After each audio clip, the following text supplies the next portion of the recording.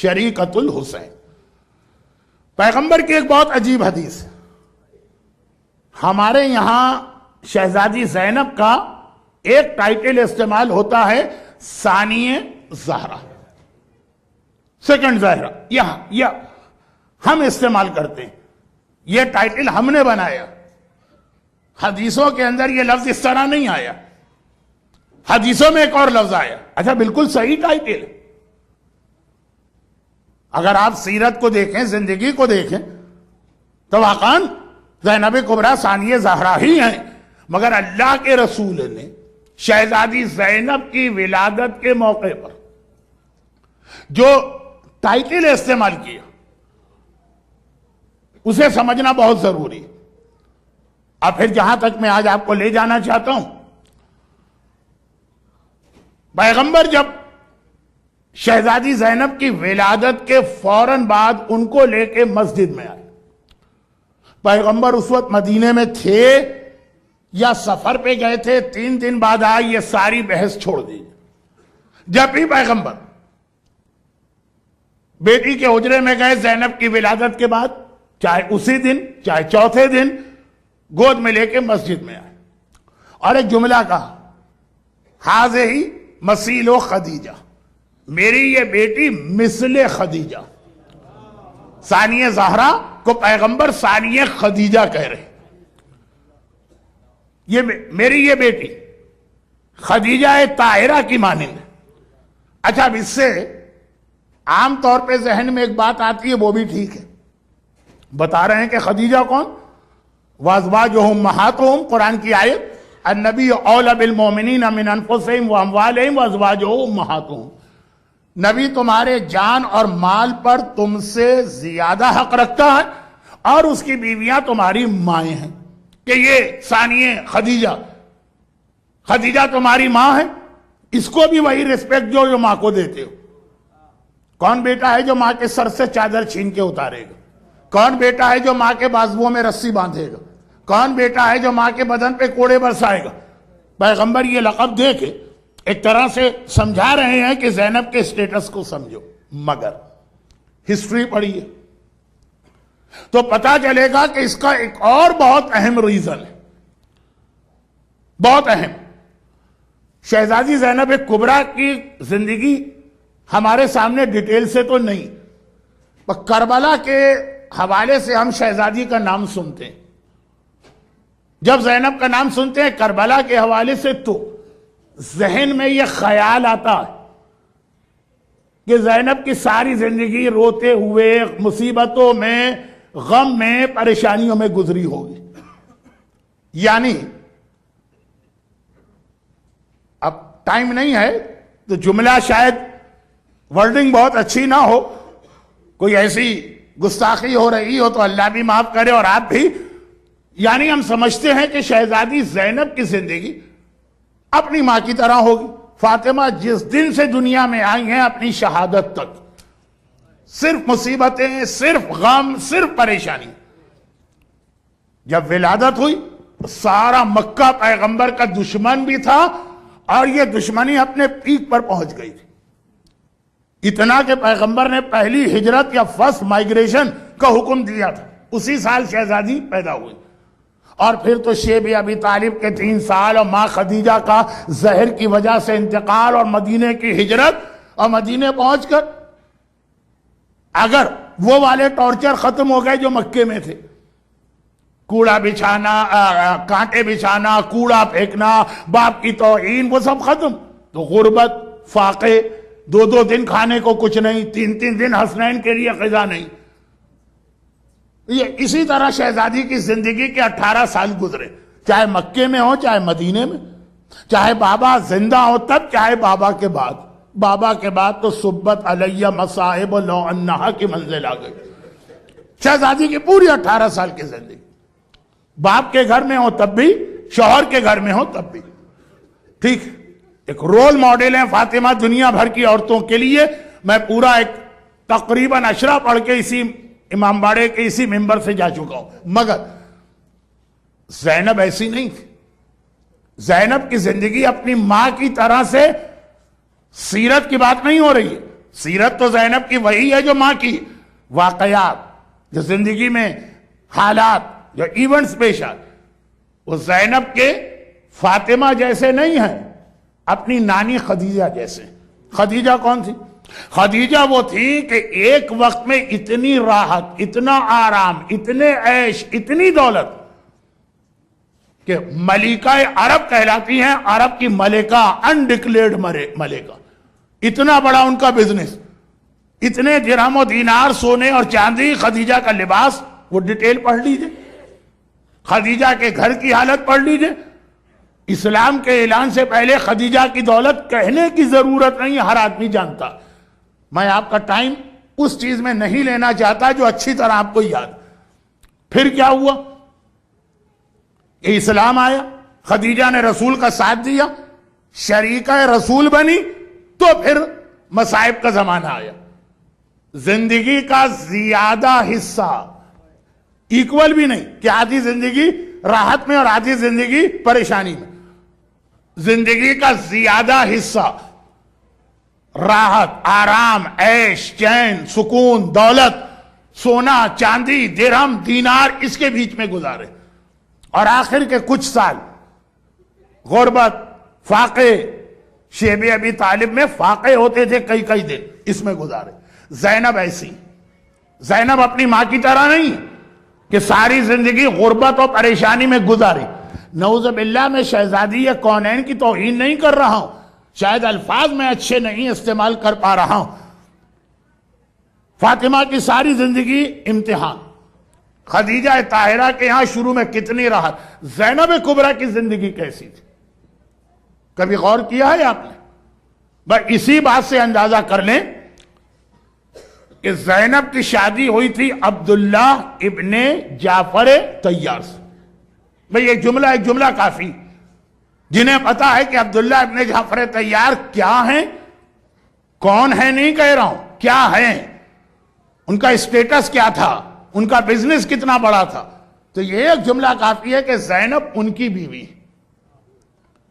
گرچہ اس موقع پر بھی بڑا عجیب جملہ ہمارے سامنے آتا، ایک جملہ رسول نے کہا، ایک جملہ مولا علی نے کہا۔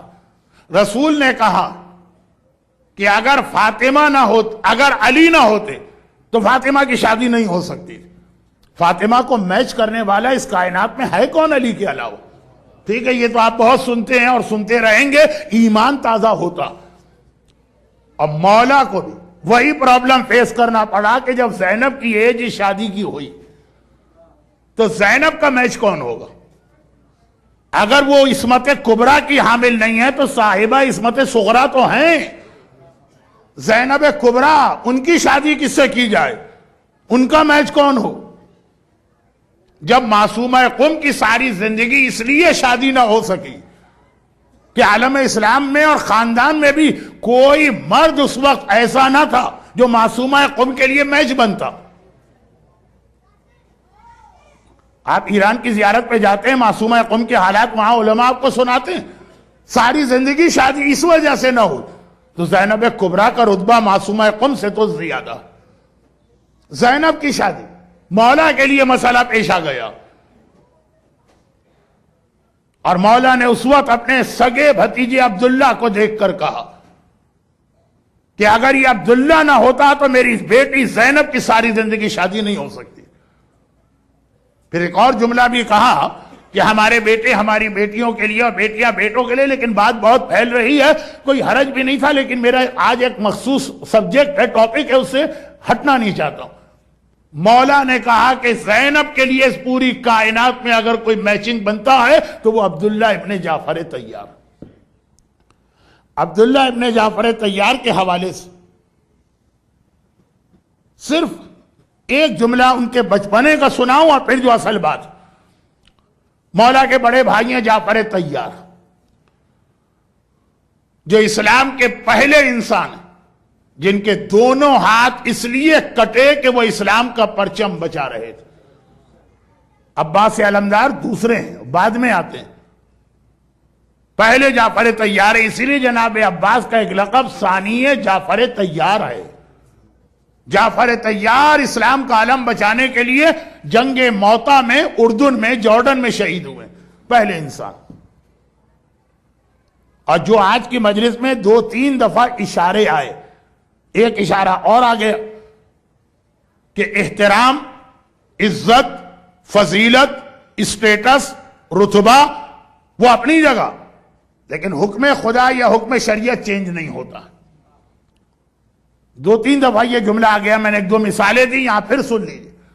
جعفر طیار نہ صرف یہ کہ پیغمبر کے فرسٹ کزن ہیں، ابو طالب کے تیسرے بیٹے، بلکہ پیغمبر کو ان پہ اتنا ٹرسٹ تھا کہ اپنا وکیل یا اپنا نائب بنا کر انہیں حبشہ بھیجا. میسج فلم تو آج کل ہر شخص نے دیکھی ہوئی ہے، یہ جعفر طیار ہی کی اسپیچ تو تھی جس نے نجاشی کو ہلا دیا، کنورٹ کر دیا، وہ مسلمان ہو گئے. یہ جعفر طیار کو اپنا نائب بنا کے بھیجا، بلکہ خالی نائب ہی نہیں، جعفر طیار ایک ایسی سعادت بھی ان کو ملی جس کو ہم کہہ سکتے ہیں کہ یہ ہیریڈیٹی میں یا انہیریٹنس میں یا میراث میں ملی. وہ کیا ہے کہ جب پیغمبر نے ام حبیبہ سے شادی کرنا چاہی، اب ام حبیبہ ہر ایک کو پتا ہے کہ کون ہے، معاویہ کی بہن ہے، یزید کی سگی پھوپھی ہے ام حبیبہ، ہندہ اور ابو سفیان کی بیٹی ہیں، ہر ایک کو معلوم، واقعہ بھی پتا، ان کا کتنا بڑا امتحان اللہ نے لیا یہ بھی ہر ایک کو معلوم ہوگا. ام حبیبہ سے جب شادی کرنا چاہی، وہ حبشہ میں تھی، تو پیغمبر نے، اور پیغمبر مدینے میں کتنا ڈسٹنس ہے. اب آج کل تو آپ نے اسکائپ لگایا، یہ مجلس میں یوتھ میں پڑھتا تو یوتھ یہی کہتے کہ مولانا پیغمبر نے اسکائپ کیوں استعمال نہیں کیا. لیکن اس وقت پیغمبر نے جعفر طیار کو اپوائنٹ کیا کہ میرا نکاح تم پڑھو گے. اور جعفر طیار کو یہ وہی چیز ہے جو حضرت عباس کے لیے کہتے ہیں نا کہ ان کو علم ملا میراث میں. بابا علی کو خیبر میں علم ملا، وہی علم ان کے بیٹے عباس کو ملا. جعفر طیار کے لیے میں یہ جملہ کہتا ہوں، یہ نکاح پڑھانے، پیغمبر کا نکاح پڑھانے کا شرف میراث میں ملا ہے. یا باپ ابو طالب نے رسول کا خدیجہ سے نکاح پڑھایا تھا، یا بیٹے جعفر طیار نے رسول کا دوسرا نکاح پڑھایا. ابو طالب کے احسانات کو اسلام کبھی نہیں بھلا سکتا، مسلمانوں نے بھلا دیے. یہ ابو طالب اپنی اولاد کو کس طرح تیار کر رہے ہیں. ادھر دیکھیے تو نکاح ابو طالب پڑھاتے ہیں، یا میراث پہ یہ عہدہ پھر ان کے بیٹے جعفر طیار کو ملا. اور ادھر دیکھیے شیب ابی طالب میں 3 سال اہل بیت رسول قید رہے. جعفر علی ہر رات کو ابو طالب علی کو اٹھا کے رسول کی جگہ سلاتے ہیں، رسول کو اٹھا کے علی کی جگہ، کہ رات کو اگر سرپرائز اٹیک ہو تو رسول کی جگہ میرا بیٹا علی سو رہا وہ مارا جائے، رسول بچ جائے. یہ باپ کی وہ تربیت تھی کہ شب ہجرت جب رسول کو اپنے بستر پہ کسی کو سلانے کی ضرورت پڑی، چاروں طرف دیکھا، کہا صرف ابو طالب کا بیٹا علی ہی یہ فریضہ انجام دے سکتا. آؤ علی، جو ابو طالب نے تمہیں تربیت دی، آج اس تربیت کا حق ادا کرو. یہ ابو طالب بیٹوں میں پیغمبر کے حوالے سے یہ ٹریننگ منتقل ہو رہی ہے. جعفر طیار مدینے آ گئے. جب اسلامی حکومت اسٹیبلش ہو گئی، اب حبشہ کی ضرورت نہ رہی، مدینے آئے. کہاں ہے رسول اللہ؟ کہاں ہیں؟ لوگوں نے کہا وہ تو خیبر گئے ہوئے ہیں، جنگ خیبر ہو رہی. خیبر کی لڑائی تاریخ اسلام کا کتنا اچھا، دلچسپ، عید جیسی خوشی والا واقعہ ہے. خیبر لوگ سنتے ہیں تو مومنین کے چہرے پہ مسکراہٹ آ جاتی خالی خیبر کا لفظ سننے سے. میں کم پڑھتا ہوں، نہیں پڑھتا ہوں، خاص طور پر اس عمر میں. جو میرے مرحوم استاد ایک جملہ کہتے تھے وہی جملہ نقل کر کے آگے بڑھوں. وہ بھی یہی کہتے تھے کہ بیٹا بڑھاپے میں ممبر سے اب نہیں پڑھا جاتا خیبر. بڈھا آدمی ہوں، خیبر شروع تو کروں گا، مکمل کر نہیں پاؤں گا، آدھے راستے سے واپس آنا پڑے گا. تو خود ہی کہو گے کہ جب بڈھے تھے خیبر کا حق ادا نہیں کر سکتے تھے تو جانے کی ضرورت کیا تھی.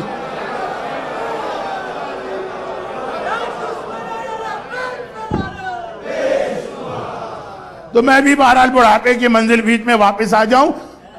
وہ ذلت اور رسوائی مجھے تو قبول نہیں ہے، جن کو قبول تھی وہ تو تھی قبول. خیر، خلاصہ یہ ہے کہ جعفر طیار خیبر پہنچے. پیغمبر کا تاریخی جملہ ہے, ادھر خیبر کی لڑائی ختم ہوئی ہے, ایک طرف سے مولا علی آ رہے ہیں. کس طرح سے آ رہے ہیں کہ ایک ہاتھ میں خیبر کا در ہے, دوسرے ہاتھ میں مرہب کا کٹا ہوا سر, اور ادھر سے جعفر طیار آ رہے ہیں. دونوں بھائی ایک وقت میں رسول کے سامنے پہنچے. رسول نے جملہ, کیا جملہ ارشاد فرمایا, میری سمجھ میں نہیں آتا کہ میں خیبر کی فتح کی خوشی کو زیادہ بڑا سمجھوں یا جعفر طیار کے آنے کی خوشی کو زیادہ بڑا سمجھوں. پورا خیبر کا جہاد اور خالی قدوم جعفر طیار کا آ جانا. مگر شریعت, حکم خدا, اہل بیت کو اس کی ضرورت بھی نہیں ہے, لیکن ہمیں سمجھانے کے لیے خیبر کا مال غنیمت اب آ گئے. جب مولا آ گئے کٹا ہوا سر لے کے مرہب کا, اب مال غنیمت, کتنا مال غنیمت ہے آپ کو معلوم ہے. بھک منگے, بھکاری, مسکین, فقیر, خیبر کے مال غنیمت سے کتنے پیسے والے, کتنے غنی, کتنے بڑے بڑے سرمایہ دار بن گئے خیبر کا مال غنیمت. مگر شریعت کا حکم ہے مال غنیمت اس کو ملتا جو جنگ کے دوران میدان میں ہو. جنگ ختم ہوئی ہے, 1 منٹ کے بعد بھی اگر کوئی آ جائے, چاہے کتنا ہی ہائی اسٹیٹس کیوں نہ ہو, مال غنیمت نہیں ملے گا. پیغمبر نے جعفر طیار کو دیکھا, کہا اے جعفر طیار. اب یہ لفظ میرا, 1 منٹ کی تمہیں تاخیر ہو گئی, 1 منٹ بعد پہنچے. خیبر کے مال غنیمت میں باقی سب کو ملے گا, مومنوں کو, مسلمانوں کو, منافقوں کو, جنگ کرنے والوں کو, بھاگنے والوں کو ملے گا سب کو مال غنیمت. تمہیں نہیں مل سکتا کیونکہ تم جنگ ختم ہونے کے بعد آئے. لیکن میں تمہیں ایک ایسا گفٹ دیتا ہوں کہ خیبر کا سارا مال غنیمت ایک جگہ پر, یہ گفٹ اس سے بھی زیادہ بڑا, اور وہ 4 رکعت نماز جعفر طیار. پیغمبر نے جعفر طیار کو بتائی جس نماز کا آج بھی نام ہے الصلاۃ الحبوہ. الصلاۃ الحبوہ یا ہبہ, تحفے والی نماز, گفٹ والی نماز. یعنی خیبر کا مال غنیمت جتنی تعداد آپ سنتے ہیں وہ آپ کو چاہیے نماز جعفر طیار شروع کیجئے. آپ اس کے پریکٹیکل بینیفٹ اس دنیا میں دیکھیں گے, آخرت کا ثواب اپنی جگہ. یہ جعفر طیار کو نماز ملی, اور اسی سال جعفر طیار کی شہادت ہو گئی, بلکہ چند مہینوں کے بعد, سال بھی نہیں. جب جناب جعفر طیار کی شہادت ہوئی, بہت دور مدینے سے جارڈن, جعفر طیار کے گھر میں اس دن فاقہ تھا. جو اہل بیت کے گھرانے کا طریقہ ہے, مفلس کو غنی کر دیتے ہیں لیکن خود کائنات کے مولا ہونے کے باوجود فاقے کرتے ہیں. تو پیغمبر نے ایک تو وہ طریقہ کہ شہزادی سے کہا کہ کھانا لے کے جاؤ, 3 دن تم اپنے گھر سے کھانا جعفر طیار کے گھر میں لے جانا. جس گھر میں میت ہو جائے اس گھر میں چولہا جلانا جاہلیت کا عمل ہے, وہ تو ایک الگ بات ہے. پھر پرسہ دینے کے لیے گئے. جعفر طیار کی بیوہ اسما بنت امیس, پرسہ دیا, پرسہ دے کے باہر آئے. گھر کے اندر ہی روم سے باہر نکلے, باہر جو لاؤنج تھا وہاں پہ جعفر طیار کا بڑا بیٹا عبداللہ بیٹھا ہوا کھیل رہا. اب بچے جب ایج کم ہوتی ہے, 4 سال 5 سال, باپ مر جائے, ماں مر جائے, انہیں کیا معلوم, وہ تو اسی طرح اپنے کھیل میں لگے رہتے ہیں. انہیں نہیں اندازہ ہوتا کہ کتنا بڑا لاس ان کا ہوا. تو عبداللہ کھیل رہے ہیں. پرانے زمانے میں کھلونے کیا ہوتے تھے, مٹی کے بنے ہوئے گھوڑے یا مختلف چیزیں, یہی اس زمانے کے ٹوائز تھے. آج تو آپ کا بچہ آئی فون سے نیچے بات ہی نہیں کرتا ہوگا.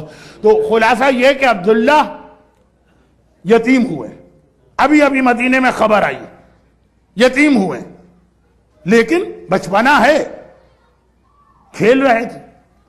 پیغمبر نے دیکھا کہ سارے کھلونے انہوں نے اپنے سامنے رکھے ہوئے. مسکرا کے کہا عبداللہ کیا کر رہے ہو؟ کہا کہ یا رسول اللہ میں تجارت کر رہا ہوں, میں بزنس کر رہا ہوں. بچوں کو مختلف شوق ہوتے ہیں بچپنے میں, بڑا ہو کے کیا بنے گا یہ الگ چیز. کسی کو کوئی چیز, کسی کو کوئی چیز, بچپنے کی بات کر رہا ہوں. کہا میں تجارت کر رہا ہوں, میں بزنس کر رہا ہوں. پیغمبر نے عبداللہ کے سر پہ ہاتھ رکھا اور کہا کہ بارک اللہ فی صفقتہ، اللہ تیری تجارت میں برکتیں ہی برکتیں عطا فرمائے۔ پیغمبر کی دعا، ایک یتیم کے سر پہ ہاتھ رکھ کے دعا۔ آپ کو معلوم ہے نا کہ ہمارے یہاں بھی ایک روایت ہے، نہیں ہمارے یہاں سے مطلب ہم لوگوں کے لیے بھی ایک روایت ہے، عام لوگوں کے لیے، کہ اگر تمہاری دعا کبھی قبول نہ ہوتی تو 3 میں سے ایک کام کرو، کعبے کی دیوار کو دیکھو اور اس کو دیکھ کے دعا مانگو، دیکھو کہ اللہ کتنے جلدی قبول کرتا، یا اپنے ماں سے کہو کہ تمہارے لیے دعا کرے۔ ماں کی دعا اولاد کے لیے کتنے جلد قبول ہوتی ہے کہ آقا حسین نے بھی ام لیلہ سے کہا تھا کہ اکبر کے لیے دعا کر، خود آقا حسین۔ لیکن ماں کی دعا 15 رجب 13 14 15 کو آپ عمل ام داؤد کرتے، خود چھٹے امام دعا کر سکتے تھے داؤد کے لیے، لیکن ماں سے کہا کہ اے ام داؤد، ماں کی دعا جتنے جلدی قبول ہوتی۔ اور تیسرا یہ کہ اگر کوئی دعا تمہاری قبول نہیں ہو رہی، کسی یتیم کے سر پہ ہاتھ رکھ کے دعا مانگو، اللہ تمہاری دعا فوراً قبول کرے گا۔ پیغمبر نے جب ہم جیسے عام گناہگار یتیم کے سر پہ ہاتھ رکھ کے دعا مانگے، دعا قبول، تو پیغمبر جیسا سید المعصومین عبداللہ جعفر طیار کے بیٹے جیسی عظیم شخصیت کے سر پہ ہاتھ رکھ رہا، آئے خدا یعنی اللہ تیری تجارت میں برکت ہی برکت، برکت ہی برکت دے۔ اس وقت وہ کھلونے سامنے رکھ کے تجارت کر رہے ہیں، کھیل کھیل میں۔ اتنی برکت ملی عبداللہ کو، اتنی برکت ملی کہ 2 جملے کہہ دوں تو بات ذرا لمبی ہو گئی، لیکن ذکر چونکہ شریکت الحسین کا تھا کربلا کے حوالے سے تو کوئی قباحت بھی نہیں ہے، چھوٹی سی 2 بات۔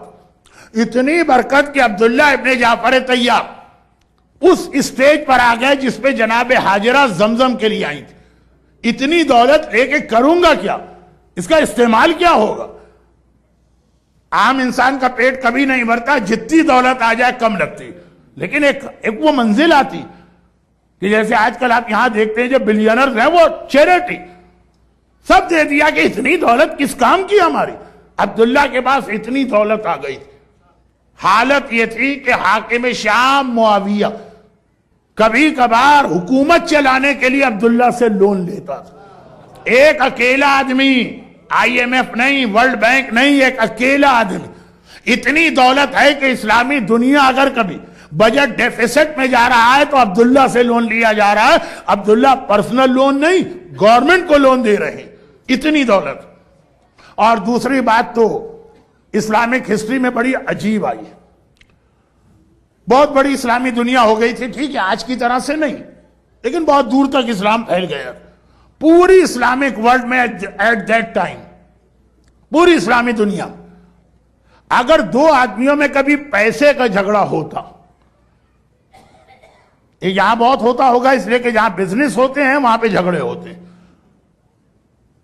لیکن آپ کی کمیونٹی میں نہیں ہوتا ہوگا۔ اللہ نے بہت برکتیں دی ہیں، دولت کے اعتبار سے بھی اور اخلاق کے اعتبار سے بھی، یہ میرا ایک اندازہ اور حسن سن ہے۔ تو اب وہ خلاصہ یہ ہے کہ پوری اسلامی دنیا جہاں 2 آدمیوں میں کوئی ڈسپیوٹ پیسے کا ہو، مثلا کیا ڈسپیوٹ ہے، اے کہے کہ بی سے کہ میں نے تمہیں لون دیا تھا، بی کہے کہ نہیں مجھے نہیں دیا تھا کسی اور کو دیا ہوگا۔ پرانے زمانے میں کوئی اتنا ڈاکومنٹیشن، لائر، کورٹ یہ سب تو ہوتا نہیں تھا۔ یا یہ کہ ایک آدمی دوسرے سے کہے کہ میں نے تمہارے پیسے واپس کر دیے، وہ کہے کہ نہیں ملے مجھے واپس، یا تم جھوٹ بول رہے یا تم بھول رہے۔ یا یہ کہ بزنس پارٹنر کے درمیان جھگڑا، تمہارا شیئر میرا شیئر، یا یہ کہ میراث میں جھگڑا، روپے پیسے کے تو بہت سارے جھگڑے ہو سکتے ہیں اور ہوتے ہیں آج کل بھی۔ اور پیسے سے آدمی کو محبت بہت ہوتی ہے، جان دینے کو بھی آدمی تیار ہو جاتا، جیسے ہم لوگ ہیں صاحب ایمان ہیں، مولا جان لے جائیے خمس نہیں دیں گے، یہ پیسے کی تو محبت ہے نا، اور کیا چیز ہے۔ تو انسان پیسے کے لیے تو سگے رشتہ داروں سے تعلقات کاٹ لیتا، کتنے فیملیز ڈسپیوٹ ہمارے پاس بھی آتے ہیں، مگر پوری اسلامی دنیا کے اندر یہ ایک ان ریٹن قسم کا لا بن گیا کہ اگر جھگڑا ہو اور دونوں میں سے کوئی پارٹی ایک جملہ کہہ دے اسی وقت ڈسپیوٹ ختم، گلے ملے مسکرائے چلے گئے، چاہے $100 کی بات ہو چاہے $1 ملین کی بات ہو۔ بعض لوگ ایسے ہوتے ہیں کہ کم اماؤنٹ ہو تو بڑے ایماندار بن جاتے ہیں، اسی لیے روایتوں میں بھی کچھ یہ ہے کہ کسی آدمی کو بھی جو اس کی کیپیسٹی ہے اس سے زیادہ امانت مت دینا، ایماندار آدمی بھی بے ایمان بن جاتا۔ چنانچہ ہم نے دیکھا ہے کہ جب تک 1 سال کی سیونگ $500 تھی، خمس ریگولر دیتے تھے، اور جہاں $500 ہو گئی یا 500,000 $500,000 ہو گئی، اب وہاں خمس کے اگینسٹ ہو گئے۔ $100 دینا آسان ہے، $1,00,000 دینا مشکل ہے۔ ہم نے کتنے لوگوں کو چینج ہوتے دیکھا۔ خیر خمس بہت ہو گیا، لیکن اصل بات تو ابھی ہوئی نہیں، 2-3 بہت اہم مسئلے۔ فی الحال یہ آج کی بات تو مکمل کر دوں، گرچہ آج لیڈیز کی خواہش تھی کہ مجلس 10 منٹ میں کم پڑھوں، لیکن کیا کروں، ٹائم پورا ہو گیا ہے۔ اب آپ کہیے تو یہیں پہ میں مصائب کا پڑھ کے باقی بات کل کروں، یا کہیے تو 10 منٹ اور آپ کے لے لوں۔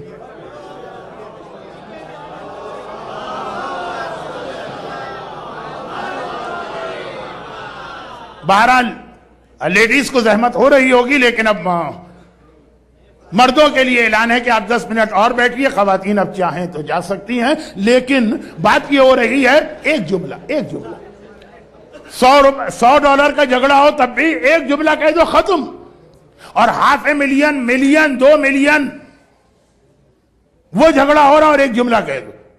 کیا جملہ؟ جھگڑا ہو رہا ہے، وہ کہتا ہے میں نے پیسے دے دیے، وہ کہتا ہے مجھے نہیں ملے۔ اب جو آدمی کہہ رہا ہے کہ میں نے دے دی، میرے اوپر کوئی حق نہیں، وہ کہہ دیا اچھا بھائی تم اتنا ہی جھگڑا کر رہے ہو، میں تو نہیں دوں گا، میں تو اپنے حساب سے دے چکا ہوں، اتنا ہی جھگڑا کر رہے ہو، جاؤ جا کر میرے نام پہ عبداللہ ابن جعفر طیار سے لے لینا۔ بھائی یہ کہا گویا ایسا بینک گارنٹیڈ چیک مل گیا سامنے والے کو کہ جھگڑا ختم، آؤ گلے ملے، ساری بات ختم ہو گئی۔ کیوں کہ جس نے عبداللہ کا نام استعمال کیا، جب وہ عبداللہ کے پاس جائے گا مجھے 1 ملین چاہیے، فلاں آدمی نے کہا تھا، عبداللہ بغیر کوئی سوال کے اسے 1 ملین دے دیں گے، کہیں کوئی سوال نہیں ہوگا کہ میں کیوں دوں۔ اللہ نے پیسے والے کو دولت کا مالک کم بنایا، دولت کا ٹرسٹی زیادہ بنایا کہ غریبوں کا حق ہم نے تمہارے پاس بھیجا، یہ ان تک پہنچاتے رہنا، تمہیں ہم نے امانت دی ہے، تم امین ہو۔ عبداللہ اس پر عمل کر رہے ہیں، مگر جتنا خرچ کر رہے ہیں اتنا ہی اللہ ان کو اور دے رہا ہے۔ کبھی کوئی ایسی اسٹیج ہی نہیں آئی کہ عبداللہ کے پاس دولت کی کمی ہو۔ ہم تو اسی لیے خمس نہیں دیتے کہ ہارٹ فیل ہو جائے گا کہ اگر 1 ملین میں سے $2,00,000 گئے، $8,00,000 ہماری دولت کم ہو گئی۔ کم نہیں ہوتی ہے، خرچ کر کے دیکھیں جتنا جاتا ہے وہ پیسہ دوسرے پیسے کو ملا کے واپس آتا، تجربہ کر کے دیکھیں، مگر اللہ کا امتحان نہ لیں، امتحان نہ لیں۔ اس جملے کو بعد میں سمجھاؤں گا، آج نہیں۔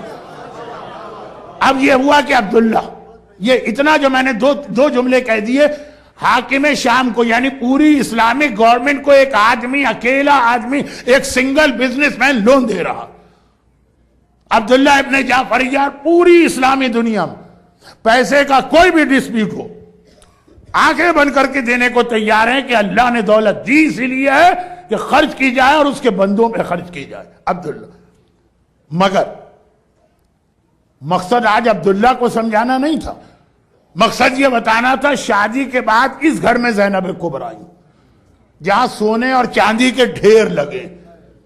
یہ فاطمہ زہرا کی زندگی میں نہیں تھا، فاطمہ جس گھر میں گئی وہاں شادی کی رات سے ہی واقع ہیں، جب پیغمبر نے بیٹی کو رخصت کیا، نکاح پہلے ہوا تھا، رخصتی بعد میں، جس دن رخصت کیا تو سر پہ ہاتھ رکھ کے کہا تھا بیٹی تو جس گھر میں جا رہی ہے وہاں دولت دنیا میں سے تجھے کچھ نہ ملے گا، تو اپنے شوہر سے کوئی ایسی خواہش یا فرمائش نہ کرنا جسے وہ پورا نہ کر سکے اور اس کے دل کو تکلیف ہو۔ ایک چیز بیوی نے مانگی اور میں یہ بھی نہ دے سکا، کچھ نہ مانگنا، فاطمہ نے وہ بھی نہیں مانگا جو ہر عورت کا حق ہے، یعنی کھانا روٹی کچھ نہیں۔ یہ پیغمبر کی بات میں نے اس لیے کہی کہ اس گھر میں فاطمہ شادی کے بعد گئی جہاں پہلے دن سے آخری دن تک فاقے. زینب کبریٰ جس گھر میں گئی وہاں پہلے دن سے لے کے آخری دن تک دولت کے ڈھیر ہیں، سونا ہے، چاندی، جو عبداللہ ساری دنیا کو دے رہے ہیں. بیوی کے لیے کس چیز کی کمی ہوگی؟ اتنے عیش و آرام میں پلی ہوئی زینب. عبداللہ کی کتنی پراپرٹی، ریل اسٹیٹ سیریا میں تھی. سیریا اس وقت کی اسلامی دنیا کا سب سے پروسپیریس اسٹیٹ، سب سے زیادہ دولت وہاں تھی، کیونکہ پرانی دنیا میں انڈسٹری تو تھی نہیں، ایگریکلچر. اور سیریا کی زمین جو ہے بہت زیادہ زرخیز ہے، فرٹائل، بہت دولت. وہاں پہ پراپرٹی ہے ان کی. کربلا کے واقعے کے کچھ عرصے کے بعد پوری فیملی کو مدینے سے لے کے وہاں شفٹ ہوئے تھے. تبھی تو شام کے قبرستان میں اتنی ساری زیارتیں اہل بیت سے ریلیٹڈ ہے، لیکن یہ بات کہیں اور چلی گئی. سمجھا صرف ایک جملہ رہا تھا، زینب کبریٰ کی زندگی نانی خدیجہ جیسی ہے، ماں فاطمہ جیسی نہیں. ہاں فضیلت، رتبہ وہ نہیں، ہاں زندگی کے واقعات، دولت، سونا، چاندی، اس میں زینب نے زندگی گزاری. ایک بات یاد رکھی، غریب ہے، غربت میں ہی زندگی گزر جائے یہ اس کا اتنا بڑا امتحان نہیں ہوتا. لیکن ایک عزت دار گھرانے کا آدمی، دولت بہت زیادہ ہے، ہر عیش و آرام ہے، اس کے گھر میں فاقے آ جائیں وہ بہت بڑا امتحان ہے. زینب کبریٰ کے باقی امتحان اپنی جگہ، مگر جو ساری اسلامی دنیا کو فیڈ کر رہی، ایک وقت آ گیا کہ اپنی بچی کو دینے کے لیے کوزہ پانی کا نہیں. کبھی سوچئے گا کہ زینب کا جو فزیکل ٹارچر کے ساتھ امتحان ہوا وہ اپنی جگہ، لیکن یہ خود کتنا بڑا امتحان ہے جس نے ساری اسلامی دنیا کو ساری زندگی دیا ہی لیا کچھ نہیں. آج اس کے سامنے اس کا بھتیجا علی اصغر، آج اس کے سامنے اس کی بھتیجی سکینہ خالی پانی وہ نہیں دے پا رہی ہیں. بس یہ زینب ہی ہیں جو اتنا صبر کر سکتی. اور ہم اور آپ تو اللہ سے کمپلین کرنے لگے کہ خدا بندہ تیرے راستے میں اتنا دیا اور یہ اس کا ریوارڈ ملا. مگر یہ زینب کبریٰ کہ اس مصائب کی پیک پر بھی زینب کی زبان پہ سوائے الحمدللہ اور سوائے شکرن للہ کے کچھ نہ آیا. جو ایک جملہ میں نے مجلس کے بیچ میں کہا تھا، ایکسپلین نہیں کر رہا ہوں، پھر ریپیٹ کر دوں. زینب نے راہ خدا میں دیا اور اللہ کا یہ کہنا ہے کہ واپس ملے گا. زینب نے اللہ کے کہنے پہ دیا، اللہ کا امتحان نہیں لیا کہ خدا بندہ کہاں واپس ملا. میں نے تو اتنا دیا، واپسی یہ ہوئی کہ میرا بھتیجا میری بھتیجی پیاس سے تڑپ رہے ہیں، یہ تیرا وعدہ ہے؟ نہیں. یہ ہم اور آپ کہہ سکتے ہیں، زینب کبریٰ یہ نہ کہہ سکتی ہیں نہ انہوں نے کہا. مگر اتنی آرام دہ، خوشحال، پراسپیریس لائف گزارنے والی جب دین خدا کو ضرورت پڑی تو زینب فاقے کے لیے بھی تیار ہو. کم از کم زینب کبریٰ کے لیے میں یہ کہہ سکتا ہوں کہ زینب کبریٰ کو کربلا میں جو مصائب برداشت کرنا پڑے وہ ان ایکسپیکٹڈ نہیں تھے کہ بھئی یہ ہے نا کہ پتہ ہی نہیں چلا اور آدمی پہ مصیبت آ گئی. زینب کو پہلے سے معلوم تھا کہ مجھے کیا امتحان دینا ہے. خوشی سے وہ امتحان دینے کے لیے تیار ہو کے گئی تھی. ایک ایسا ہوتا ہے کہ ہم کو پتہ ہی نہیں تھا کہ اتنا بڑا امتحان، ہم چلے گئے، پھر ایک دم پریشانی آ گئی، اب کیا کریں، no choice, no way to return. Zainab Kubra کو پہلے دن سے پتا بھی تھا، اور بیچ میں کئی سٹیجز ایسے آئے کہ زینب رک سکتی. مدینے میں کتنے فیملی ممبرز نے کہا کہ زینب کو مت لے جائیے. مکے میں بھی یہ وقت آیا، زینب خوشی کے ساتھ گئی. جس اللہ نے اتنا دیا ہے اس کی خاطر ہر امتحان دینے کو زینب تیار. مگر مصائب کے اس ہجوم میں ایک میسج زینب نے ایسا دیا جس کے مصائب تو میں پڑھوں گا شام غریبہ یا عصر عاشور، مگر وہاں پہ اس پوائنٹ کو کلیئر کرنے کا موقع نہیں ہوگا، تو ابھی سن لیجیے. اور وہ یہ ہے کہ زینب نے کوئی کمپرومائز نہیں کیا دو چیزوں پر، بھوکا رہنے کو تیار، پیاسا رہنے کو تیار، کوڑے کھانے کو تیار، بازوؤں میں رسیاں بندھے تو تیار، اصغر کے گلے میں تیر لگے تو تیار، سکینہ کے تماچے لگے تو تیار، ہر چیز کے لیے راضی ہیں کہ دو چیزوں پہ کوئی کمپرومائز نہیں، ایک عزاداری، یہ جملہ میں نے کیسے ایسے خطابت میں کہہ دیا؟ نہیں، واقعہ بھی ہے۔ جب یزید نے اہل بیت کو رہا کیا تھا تو زینب نے کہا تھا کہ ہماری کنڈیشنز ہیں تو ہم رہا ہوں گے، اور پہلی کنڈیشن یہ ہے کہ جب سے کربلا سے چلے ہیں اپنے گھر والوں کا ماتم نہیں کر سکے، ہمیں ماتم کی جگہ دی جائے جہاں پہ ہم اپنے گھر والوں کا دل کھول کے ماتم کریں۔ زینب کے بچے بھی کربلا سے پیاسے چلے آ رہے ہیں۔ آپ کیا سمجھتے ہیں کہ کیا کربلا میں شام غریبہ پانی آ گیا تو امتحان مکمل ہو گیا؟ یہ کوفے میں بھی بچے پیاسے گئے، یہ راہ شام میں بھی بچے پیاسے گئے، یہ شام میں بھی بچے پیاسے گئے، اتنے پیاسے گئے کہ زینب کو نماز شب بیٹھ کے پڑھنا پڑی۔ بیٹا سجاد آنے والی غذا اتنی کم ہے کہ میں ان کو دے دیتی ہوں۔ آج فاتح خیبر کی وہ بیٹی جو شام غریبہ ساری رات لٹے قافلے کا پہرا دے رہی ہے، نماز شب کے لیے بدن میں طاقت نہیں۔ تو زینب کی پہلی شرط ہونی چاہیے تھی ہمارے بچوں کو پانی دیا جائے، کہا نہیں، ہمیں ماتم کی جگہ دی جائے۔ زینب نے بتایا میں بہت پیاسی مگر پانی کی پیاس نہیں ہے، آنسو اور ماتم کی پیاس۔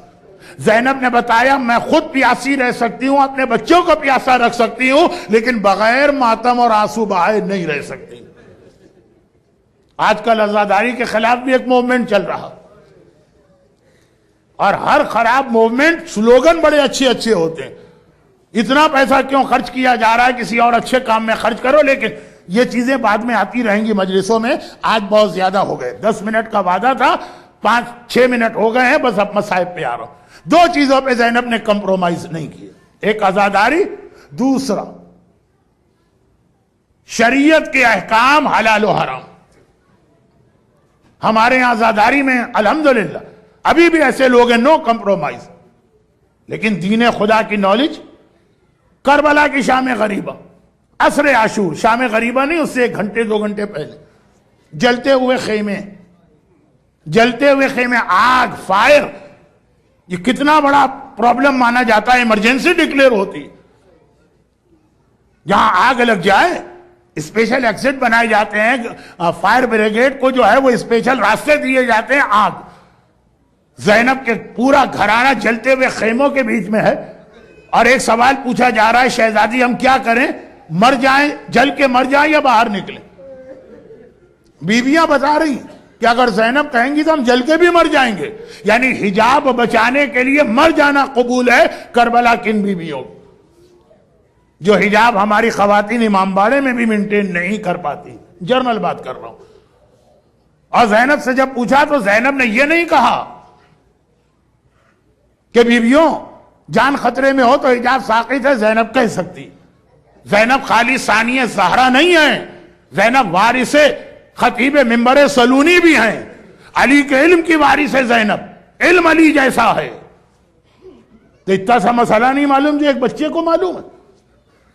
زینب نے کہا نہیں، بیویوں اپنے بھتیجے سے پوچھوں گے، یہ امام زمانہ، یہ امام وقت ہے، جب تک سجاد سے مسئلہ نہیں پوچھا۔ اور مولا سجاد نے کہا علیکن نبی صحرا، جنگل میں چلی جائیے۔ اس وقت تک زینب نے جواب بھی نہیں دیا، عمل بھی نہیں کیا۔ اب وقت نہیں رہا تو میرا جملہ اگر پورا واضح نہ ہوا تو انتظار کیجئے گا، یہ واضح ہوگا۔ مرجعیت کا جو کنسپٹ ہے نا، یہ بالکل اس کی بیگننگ ہے، بتایا جا رہا ہے کہ جو تمہارے پاس لیمیٹڈ نالج ہے اس کو کافی نہ سمجھو، ہر چیز اپنے زمانے کی حجت خدا سے پوچھنا ہے۔ اگر امام موجود ہو تو امام سے پوچھو، امام نہ ہو تو نائب امام سے پوچھو۔ زینب کبریٰ جیسا علم رکھنے والی، انتی عالمۃ غیر معلمہ، نو کمپرومائز، شریعت کے احکامات پہ کمپرومائز نہیں۔ چنانچہ اب 1-2 مجلسیں جو آ رہی ہیں اس میں کچھ بہت اہم فقہی مسئلے آئیں گے، اور کوئی پوچھے گا کہ واہ محرم کے پہلے عشرے میں زینب کبریٰ کی سیرت جو جلتے خیمے میں جلتے خیمے میں بغیر مسئلہ پوچھے آگے نہ بڑھیں. ان کے چاہنے والے اور ماننے والے ایئر کنڈیشن امام باڑے میں بیٹھ کر اس پر اعتراض کریں کہ یہ ممبر سے واجبات و حلال و حرام کے مسئلے، اب یہ بات کل ہو. مگر زینب کبریٰ نے یہ سارا امتحان جو دیا، یعنی اتنی دولت سے نکل کے اس غربت میں آئیں، یہ اس لیے دیا کہ اسلام کا حکم یہی ہے کہ دین کے احکامات خالی مردوں کی ذمہ داری نہیں، ہر ایک کو اپنی ڈیوٹی انجام دینا، مرد بھی، عورتیں بھی، حتیٰ بچے بھی، ہر ایک کا ایک رول. کربلا ایک رول ماڈل ہے ہمارے لیے. رحمتك يا أرحم الراحمين وصلى الله على محمد وآله